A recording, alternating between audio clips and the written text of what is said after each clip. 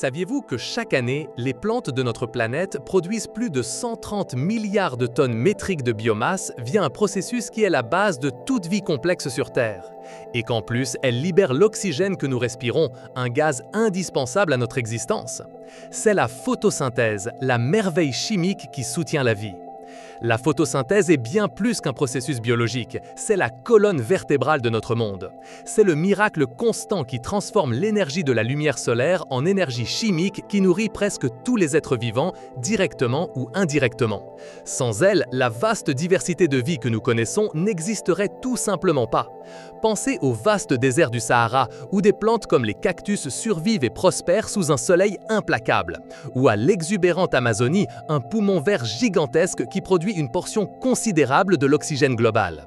Ces deux écosystèmes, si dissemblables, dépendent entièrement de la même machinerie moléculaire.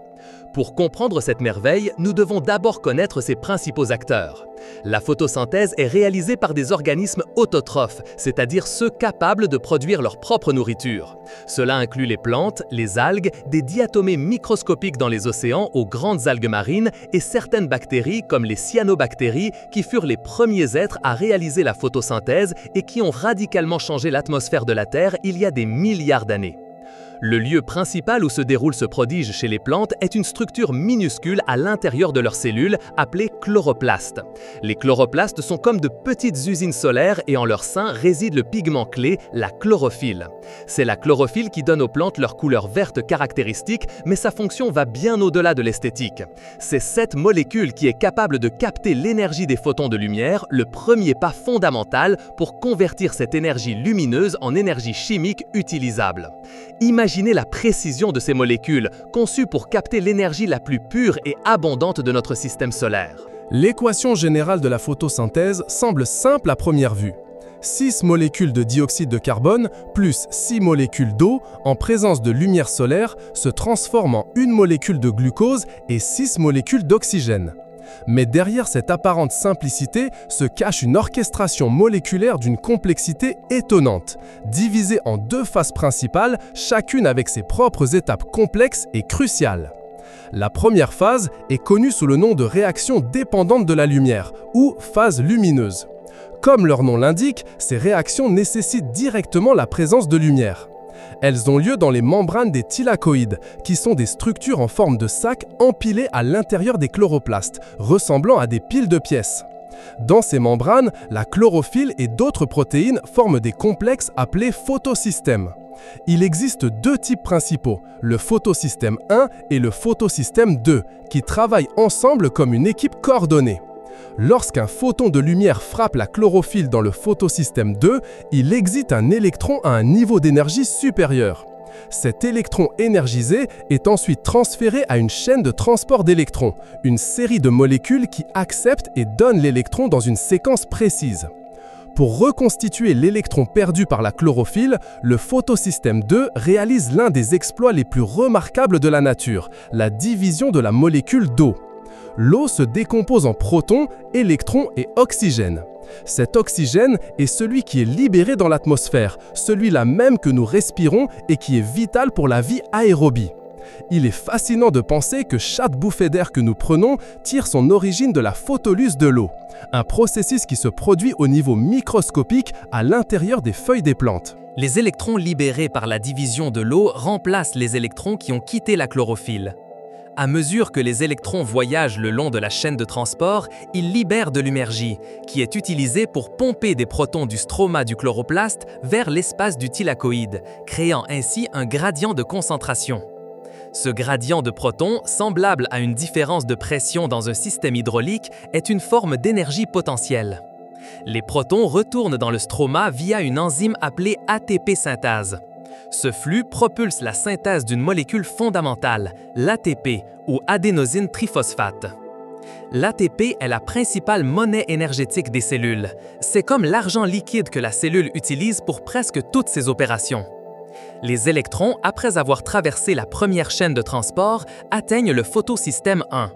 Là, ils sont de nouveau énergisés par la lumière et transférés à une autre chaîne de transport d'électrons qui culmine avec la formation de NADPH, ou nicotinamide adénine dinucléotide phosphate réduite.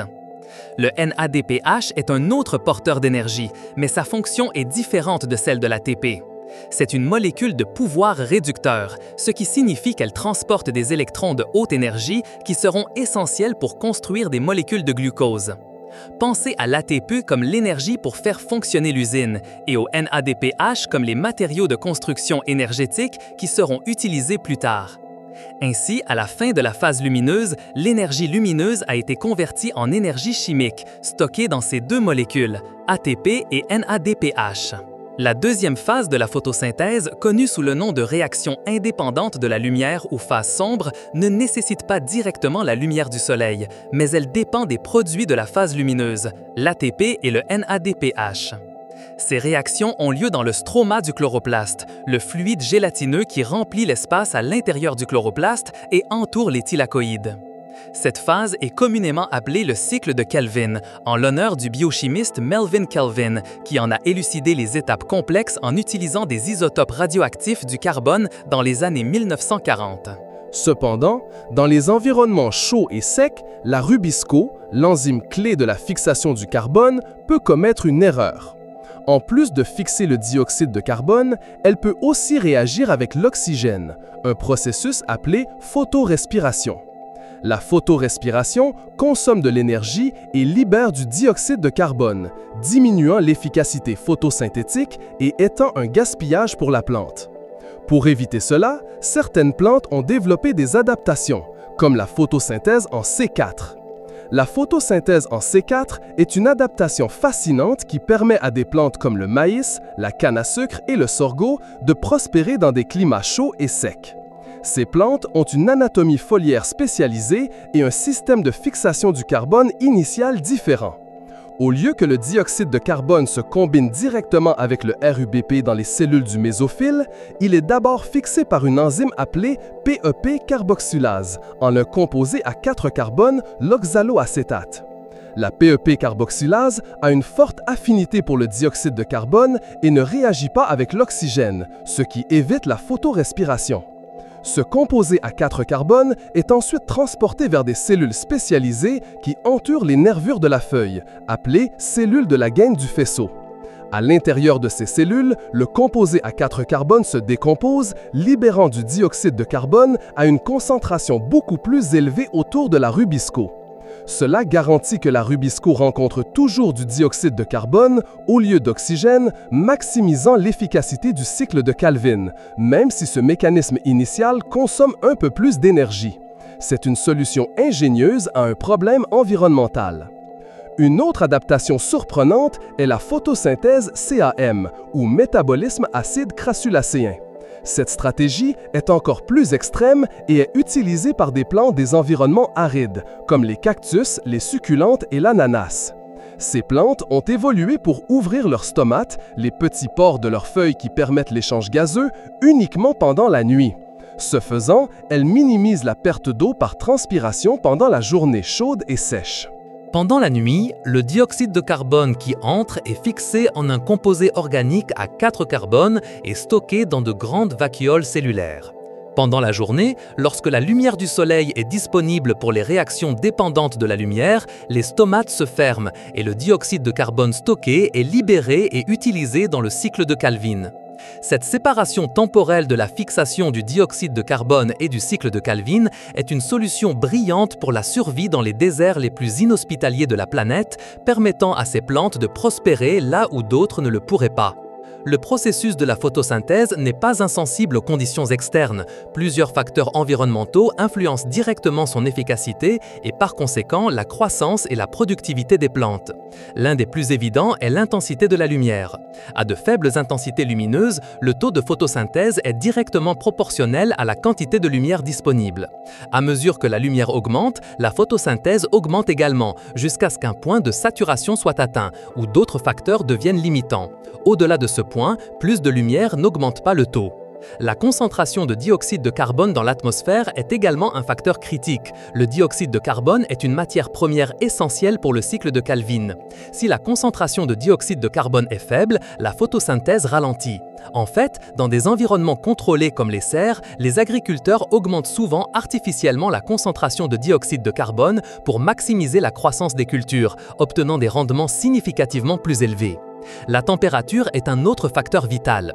Les enzymes impliquées dans la photosynthèse ont une température de fonctionnement optimale. Des températures trop basses ralentissent l'activité enzymatique, tandis que des températures excessivement élevées peuvent dénaturer les enzymes, les rendant inopérantes. C'est pourquoi le changement climatique et l'augmentation des températures mondiales représentent un défi significatif pour l'agriculture et les écosystèmes naturels, car ils peuvent pousser les plantes hors de leur plage optimale de photosynthèse. La disponibilité de l'eau est fondamentale. L'eau est un réactif direct dans la phase lumineuse car elle se divise pour libérer des électrons et de l'oxygène. De plus, le manque d'eau pousse les plantes à fermer leurs stomates pour conserver l'humidité, ce qui à son tour limite l'entrée de dioxyde de carbone, réduisant drastiquement le taux photosynthétique. La sécheresse est l'un des plus grands défis pour la production alimentaire mondiale. Enfin, les nutriments essentiels dans le sol, tels que l'azote, le phosphore, le potassium et le magnésium, sont cruciaux. L'azote est un composant clé de la chlorophylle et des enzymes comme la rubisco. Le magnésium forme le centre de l'anneau de la chlorophylle. La carence de l'un de ces nutriments peut gravement limiter la capacité d'une plante à effectuer la photosynthèse, impactant sa croissance et son développement. L'importance de la photosynthèse transcende la biologie moléculaire. C'est la base même de la vie sur Terre telle que nous la connaissons. Son impact le plus évident est la production d'oxygène. Il y a environ 2,7 milliards d'années, l'atmosphère terrestre était très différente, avec très peu d'oxygène libre. Les cyanobactéries ont été les pionnières de la photosynthèse et au cours de milliards d'années de leur activité, elles ont progressivement transformé l'atmosphère, libérant de l'oxygène lors de ce qui est connu sous le nom du grand événement d'oxydation. Cet événement, catastrophique pour de nombreuses formes de vie anaérobie de l'époque, a été le catalyseur de l'évolution de la vie aérobie, incluant les animaux et, en fin de compte, nous, les êtres humains. Chaque bouffée d'air que nous inhalons, qui contient environ 21% d'oxygène, est un témoignage direct de l'activité photosynthétique de milliards de plantes et d'algues. Au-delà de l'oxygène, la photosynthèse est la base de toutes les chaînes alimentaires. Les plantes, les algues et les cyanobactéries sont les producteurs primaires. Elles convertissent l'énergie solaire en énergie chimique sous forme de glucose, qu'elles utilisent ensuite pour construire leurs propres tissus. Les herbivores, comme une vache qui broute ou un insecte qui mange une feuille, obtiennent leur énergie et leurs nutriments en consommant ces plantes. Les carnivores, à leur tour, obtiennent leur énergie en mangeant des herbivores. En substance, la photosynthèse est le premier maillon, la source originelle de l'énergie qui circule à travers tous les écosystèmes. Si la photosynthèse s'arrêtait, les plantes mourraient et avec elles, la source de nourriture et d'oxygène pour presque toute la vie sur Terre. Ce serait un scénario apocalyptique qui rendrait notre planète inhabitable en quelques décennies. La photosynthèse joue également un rôle central dans le cycle global du carbone. Les plantes absorbent des milliards de tonnes de dioxyde de carbone de l'atmosphère chaque année, l'incorporant dans leurs structures organiques. Cela aide à réguler la concentration de dioxyde de carbone dans l'atmosphère, un gaz à effet de serre clé. La déforestation à grande échelle réduit la capacité de la Terre à séquestrer ce dioxyde de carbone, exacerbant le changement climatique. D'autre part, le reboisement et la conservation des forêts sont des stratégies vitales pour atténuer le réchauffement climatique, car ils augmentent la capacité photosynthétique de la planète à absorber plus de dioxyde de carbone. La photosynthèse n'est donc pas seulement un processus biologique, mais aussi un outil climatique à l'échelle planétaire, un régulateur naturel de la température globale.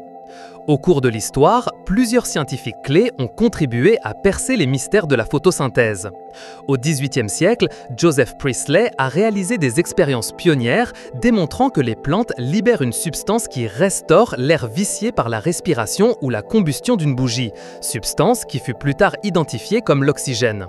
Son expérience avec une bougie et une souris sous une cloche de verre, où la présence d'une plante permettait la survie de la souris et de la flamme, fut révolutionnaire. Peu après, Jean Ingenhousz a démontré que ce processus de restauration de l'air ne se produisait qu'en présence de lumière et seulement par les parties vertes de la plante. Il a été le premier à reconnaître le rôle essentiel de la lumière solaire et de la chlorophylle. Plus tard, Jean Senebier a montré que le dioxyde de carbone était la nourriture que les plantes prenaient de l'air pour leur croissance. Au XIXe siècle, Theodor W. Engelmann, utilisant une technique ingénieuse avec des bactéries mobiles qui se regroupaient dans des zones à forte concentration d'oxygène, a démontré que la photosynthèse était plus active sous la lumière bleue et rouge, les longueurs d'onde que la chlorophylle absorbe le plus efficacement. Cela a révélé le spectre d'action de la photosynthèse. Et au XXe siècle, Melvin Calvin et son équipe, utilisant l'isotope radioactif carbone-14, ont cartographié la série complexe de réactions qui convertissent le dioxyde de carbone en sucre, le cycle qui porte désormais son nom, le cycle de Calvin. Leurs travaux leur ont valu le prix Nobel de chimie en 1961. La pertinence de la photosynthèse est aujourd'hui plus grande que jamais, en particulier dans le contexte de défis mondiaux tels que la sécurité alimentaire et le changement climatique. En agriculture, les scientifiques recherchent activement comment améliorer l'efficacité photosynthétique des cultures.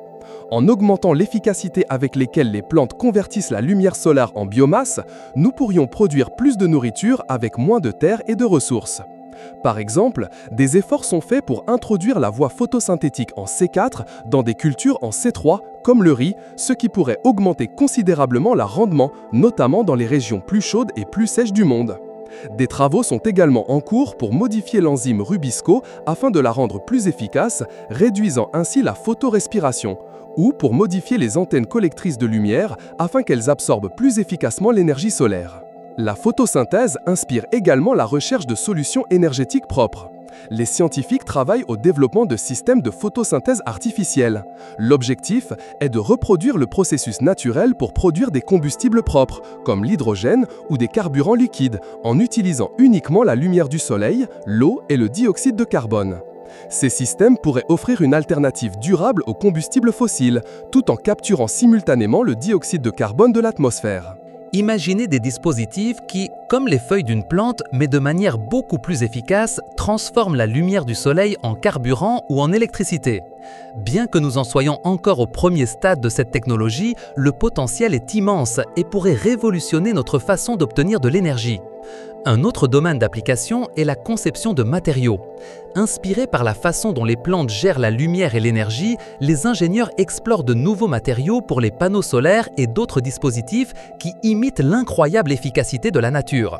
La photosynthèse est un modèle de la façon dont l'énergie peut être collectée et convertie avec un minimum de pertes et sans générer de déchets polluants. Une compréhension approfondie de la photosynthèse nous permet non seulement d'apprécier la beauté complexe de la nature, mais aussi de développer des solutions innovantes pour les problèmes les plus pressants de l'humanité. C'est un rappel constant que les réponses à nombre de nos défis mondiaux peuvent être trouvées en observant les processus fondamentaux qui ont soutenu la vie sur cette planète pendant des milliards d'années. Explorateur, la photosynthèse est le battement silencieux qui propulse la vie sur Terre. C'est un processus qui nous connecte tous, de la respiration que nous prenons aux aliments que nous mangeons. Si ce voyage au cœur de la vie vous a semblé aussi fascinant que nous, prouvez-le.